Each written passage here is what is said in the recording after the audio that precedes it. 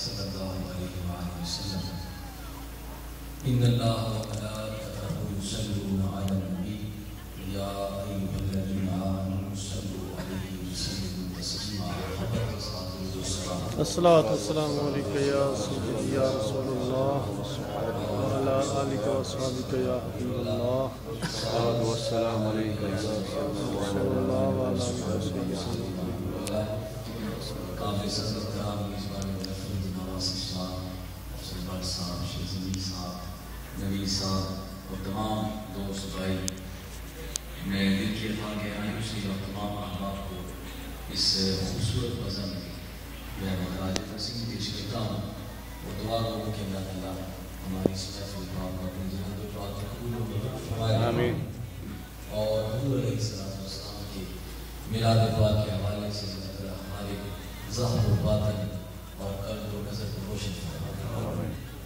حضرات محترم صرف تھوڑی سی حاضری اور حضور علیہ السلام کی مقام اور عظمت و شان کے حوالے سے میں نے حضور کے فرمانے کی شان اس کو تلاوت کیا ہے.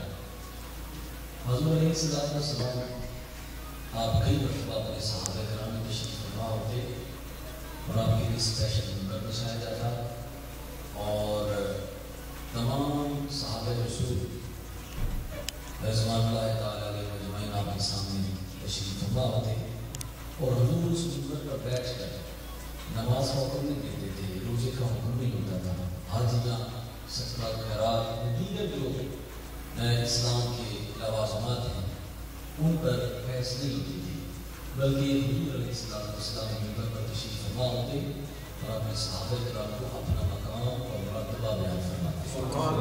کئی صحابہ کی احادیث میں کئی مقامات پر حضور علیہ السلام نے اس چیز کو بیان فرمایا.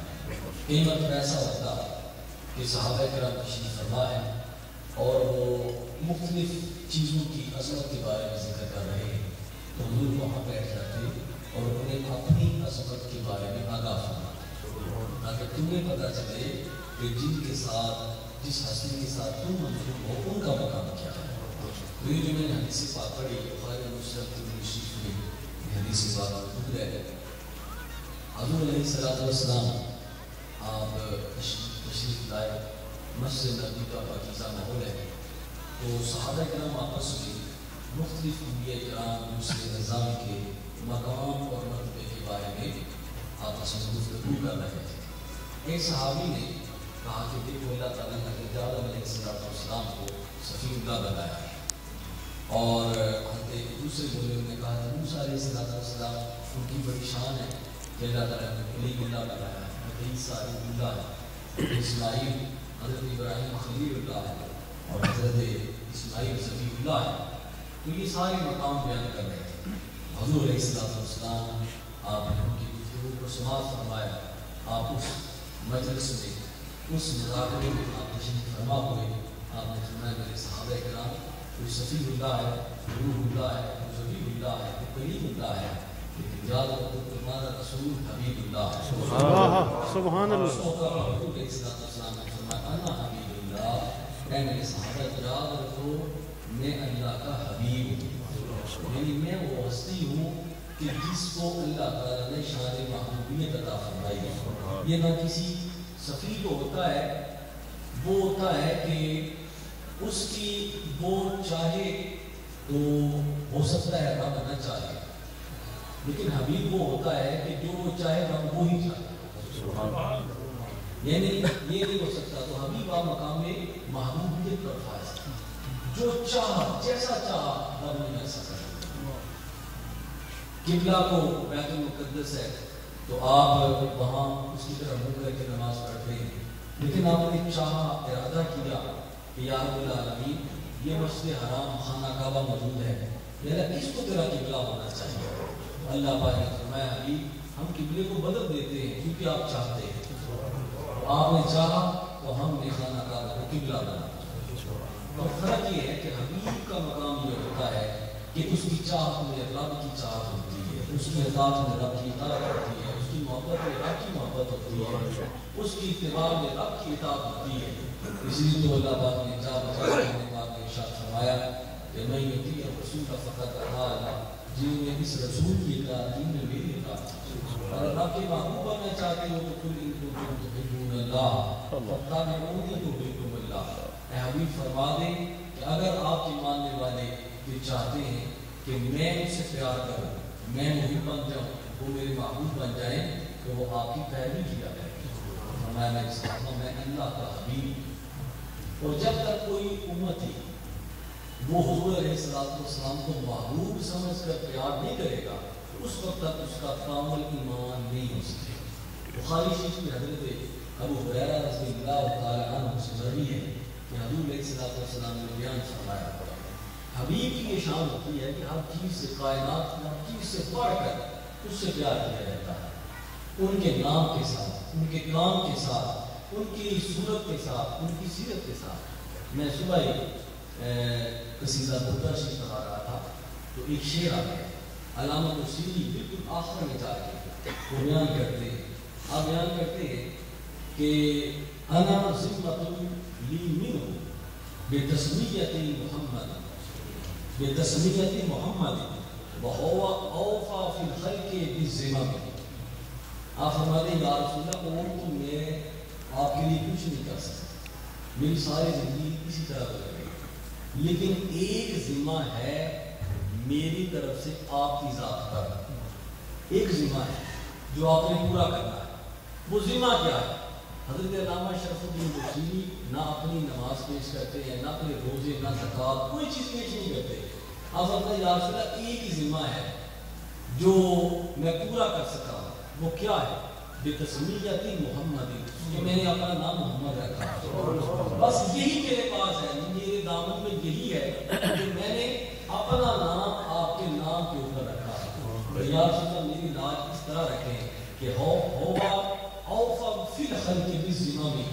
یا رسول اللہ آپ وعدہ پورا کرنے میں, ذمہ داری پورے کرنے میں تمام مخلوق سے بڑھ کر ہے. اس طرح محبت کرتے تھے کہ میرا نام آپ کے نام کے اوپر ہے. تو حبیب کہ اس کی چاہت پر اللہ تعالیٰ کی چاہت ہوتی ہے, ان کی اطاعت اللہ کی اطاعت ہوتی ہے, اور ان کے جو ہے وہ اتباع میں اللہ کی اطاعت ہوتی ہے. تو حضور علیہ السلام مقام محبوبیت میں فائز تھے. صحابہ کرام حضور علیہ السلام سے اس قدر پیار کرتے, اس قدر محبت کرتے, اس قدر الفت کرتے. عروہ بن مسعود ثقفی, یہ زمانہ جاہلیت میں جب حدیبیہ کا واقعہ ہوا تو ابو جہل, ابو لہب وغیرہ نے ان کو اپنا قاصد بنا کر بھیجا کہ آپ جائیں اور محمد صلی اللہ علیہ وسلم ان کی صحابہ کرام اور ان کا تعلق آپس میں بیان کرے کہ ان کا معاملات کیا ہے. یہ عروہ بن مسعود کے بعد مسلمان ہو گئے, صحابی رسول بن گئے. یہ اس وقت زمانہ جاہلیت میں تھے, تو یہ پتہ کر کے واپس آئے. ابو جہل نے ابو سے کہا, ابو جہل یہ یاد رکھو, میں تمہیں یہ وصیت کرتا ہوں کہ کبھی بھی محمد صلی اللہ علیہ وسلم اور ان کے صحاب سے جنگ نہیں کرتا. ان کا وجہ کیا ہے؟ ان کا وجہ ایک ہی ہے, نہ ان کے پاس تلواریں زیادہ ہیں, نہ ان کے پاس تیر زیادہ ہیں, نہ گھوڑے ہیں, کوئی زیادہ چیز نہیں.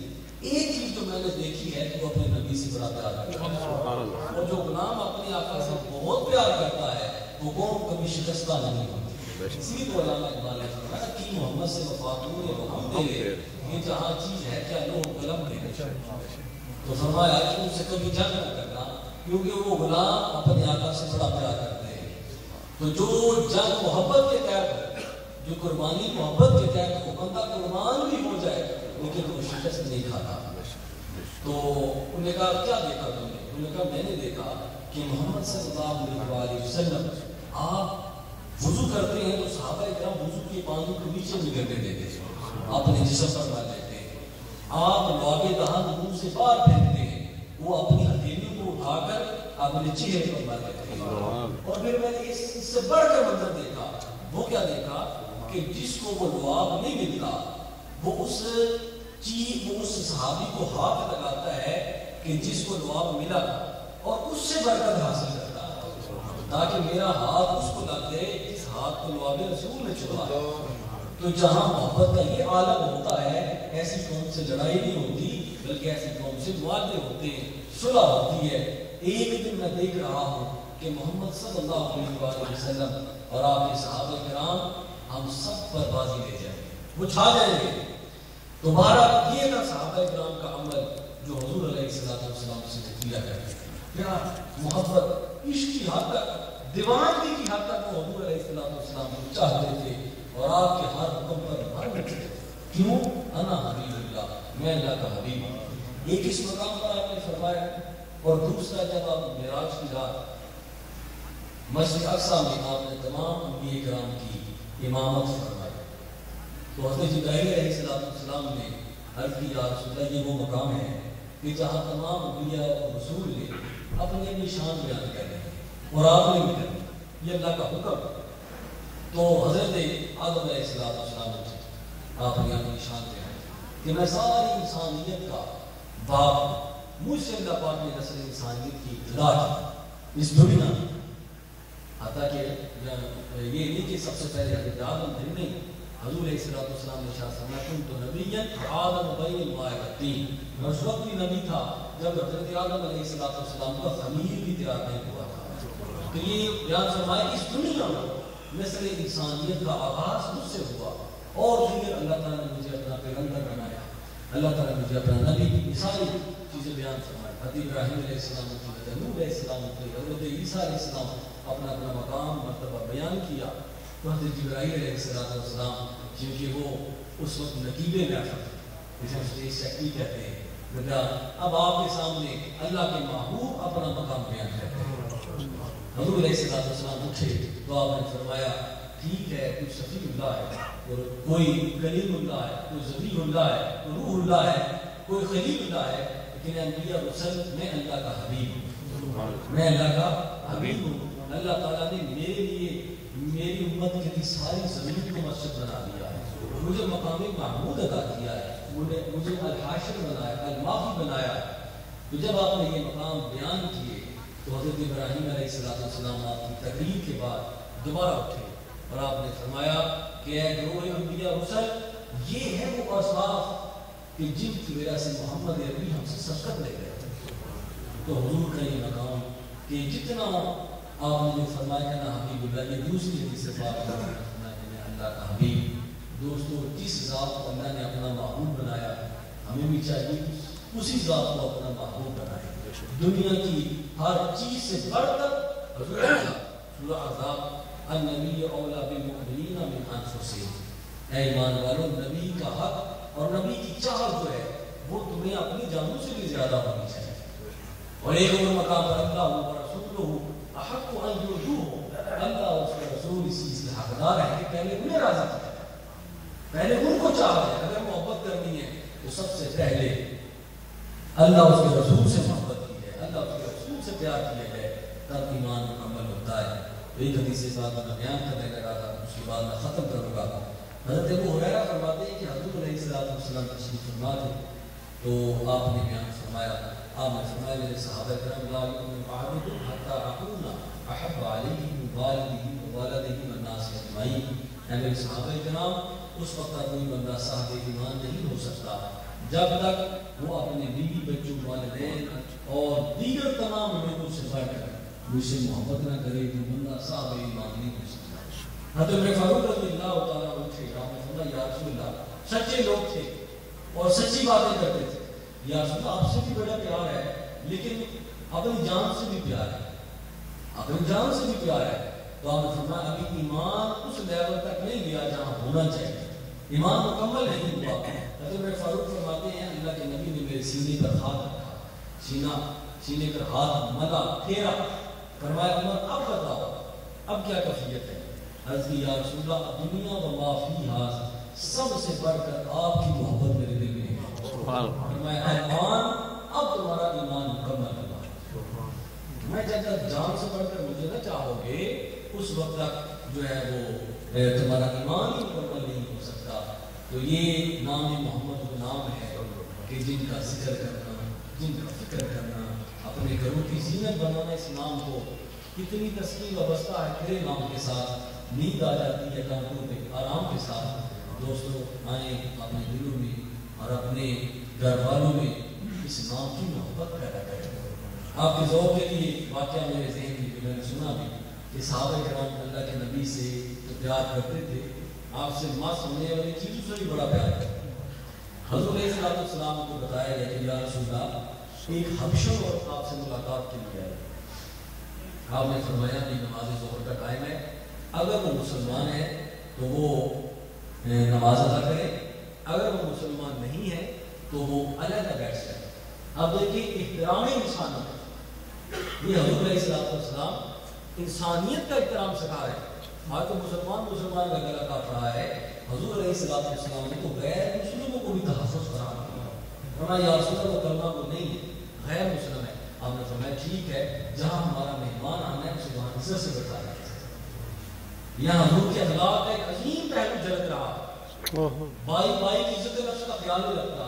ہمارے نبی کریم صلی اللہ علیہ وسلم کو غیروں کی عزت کا تحفظ کیا ہے۔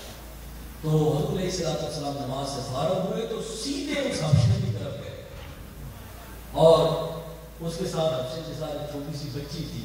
ذرا حبشی ہوتے ہیں وہ سیاہ ہوتے ہیں اور رنگ ان کا ہونٹ بڑے موٹے اور بال ان کے بڑے بکھرے سے ہوتے ہیں، آپ نے ضرور دیکھا ہوگا حبشی۔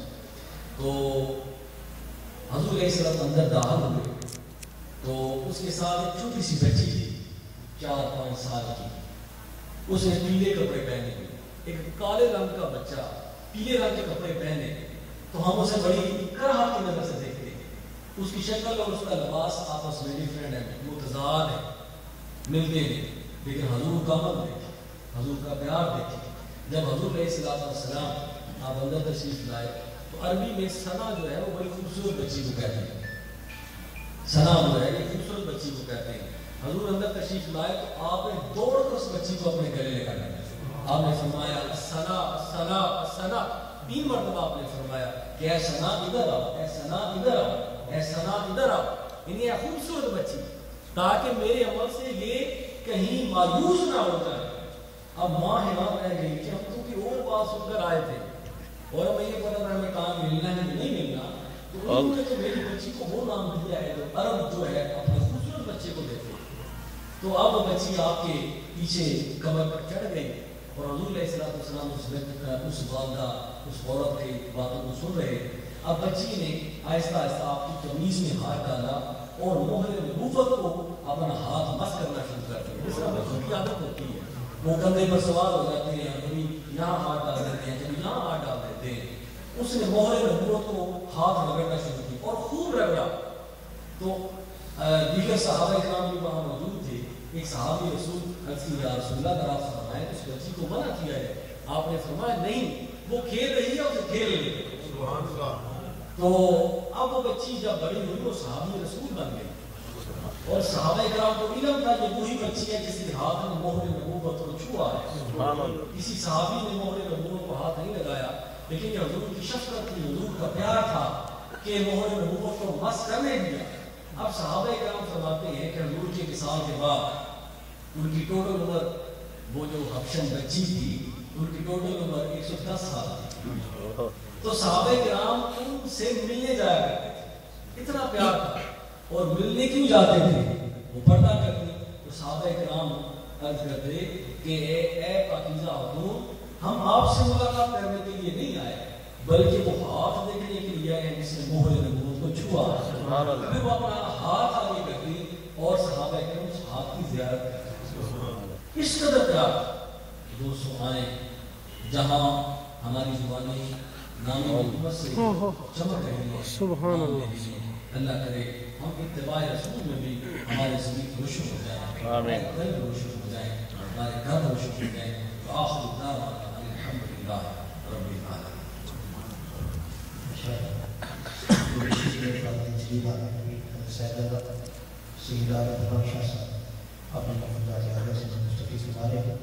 اس مبارک محفل میں جب آپ سے پہلے ہمارے محترم محمد واجد چشتی صاحب اپنی حاضری پیش کر چکے تو میں نے کسی کو ریکویسٹ کیا کہ آپ تو تنشیر جو ہے کرم کی آشیانہ کی کیا بات ہے، آپ کی آستانہ کی کیا بات ہے۔